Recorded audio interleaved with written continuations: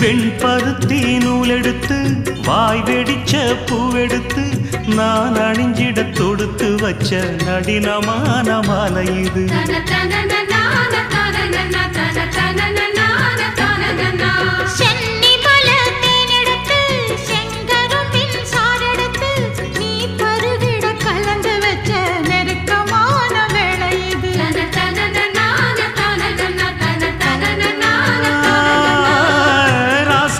உடம்பிருக்கும் ரவிக்க துணி நானாக அன்னாடம் சூடி கொள்ள ஆசை வச்சாகாதா.